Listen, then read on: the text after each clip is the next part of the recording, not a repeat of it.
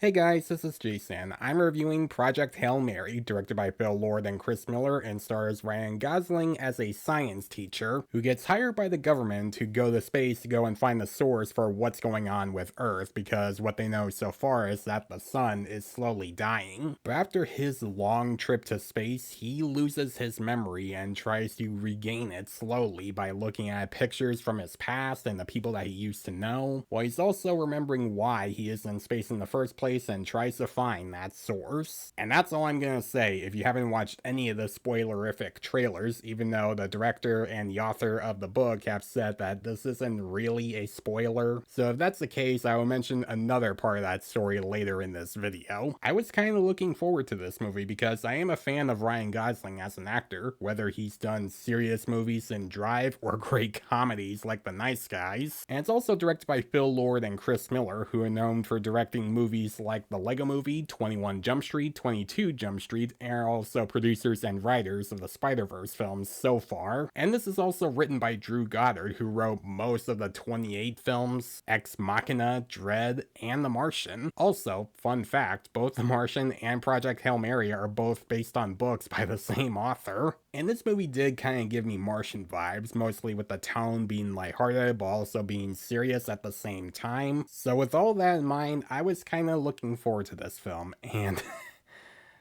this movie is fantastic. It is so far one of my favorite movies of 2026. It's not quite as good as Good Luck, Have Fun, Don't Die, but it is close. The visuals here are spectacular. This is a visually stunning movie, and I'm glad I didn't watch any of the other trailers before seeing this film, because there are some shots in this film where I'm like, whoa. It also makes you feel like you're in the ship with Gosling, and what also helps with that is the score by Daniel Pemberton. Whenever Gosling sees a planet that's right in front of his ship or anything else that's flying around it, and when that music kicks in, goosebumps. It also helps makes this movie fun when you're seeing Gosling losing his memory and he's trying to slowly remember who he was and why he's in space. Ryan Gosling is great as Raylan Grace. He's a scientist that's very charismatic and likable as a character, but also very sympathetic, because you learn a little bit about what his life was like on Earth before the government found him and recruited him. But after they recruit him and force him to go to space, that becomes a struggle for him when he's trying to have a regular life on Earth.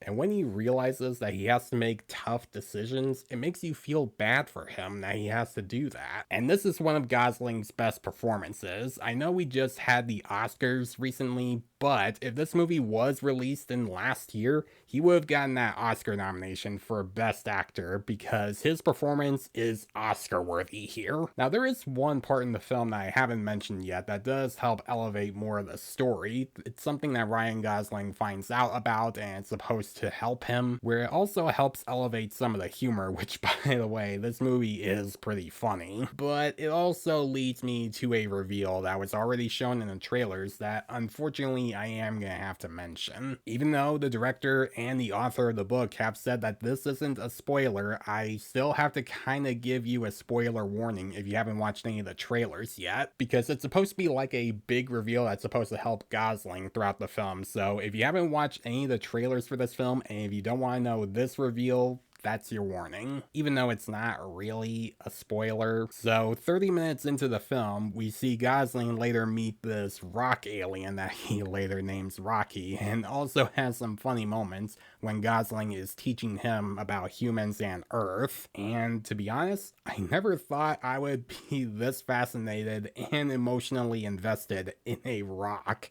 Rocky was a really fun character. He carried a lot of the movie's humor, and he has a lot of that did make me laugh, and also carries the whole story when his friendship with Gosling blossoms. Although there is one part that I thought was a missed opportunity for this film. Since this movie has an alien rock, I was kind of expecting a Charlie Brown reference. Like, I kind of wish there was a scene when Gosling is sending a message to NASA saying that, hey, I found this ship and found some weird stuff and I got a rock. But what also helps elevate the story is the emotional pull that did get me invested. And to be honest, there's a moment that happens in the third act that did make me tear up a little. And that doesn't usually happen when I see movies. Usually I would see some films that would tear me up a little, but that isn't a lot. And that's rare when that happens. And admittedly, I was kind of like wiping my eyes and keeping it together and making sure no one was looking at me while I was doing that. Where I was thinking to myself, keep it together.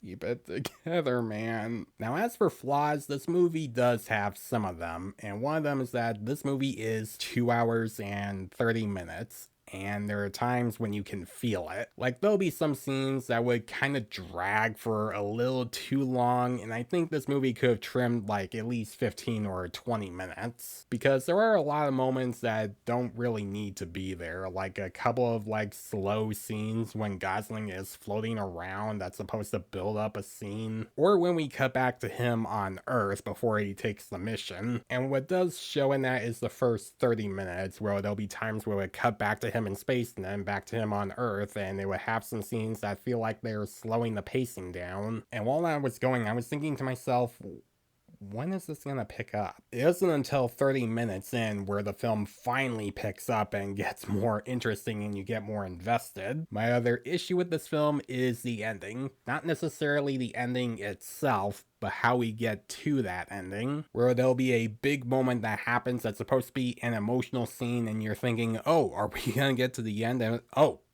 okay, there's gonna be another scene. And when that scene ends, you're thinking, is this gonna end? Are we gonna finish the film? But then it just continues with another scene. It does feel like this ending is teasing us for what the real ending is. Project Hail Mary is an awesome movie that I do recommend seeing on the big screen, because this was a lot of fun to watch in theaters, especially in XD. It has great acting from Ryan Gosling, incredible visuals, fun characters, a great score, and an emotional pull that will make you teary-eyed. I'm gonna give Project Hail Mary an A. So guys, if you have seen Project Hail Mary, what do you think about it? Do you think it's one of the best films of the year, or do you think this is one of the worst movies of the year? Let me know in the comments below. Also, what is your favorite sci-fi movie? For me, one of my favorites is The Martian for sure. It's not my absolute favorite, but it's one of them. And as always, if you like this video, then please leave a like and subscribe to my channel so you don't miss a thing, because it helps my channel grow. Hit the notification bell so you know what other videos I'm posting. Follow me on Facebook and Instagram. Thanks for watching, guys, and I'll see you in the next one.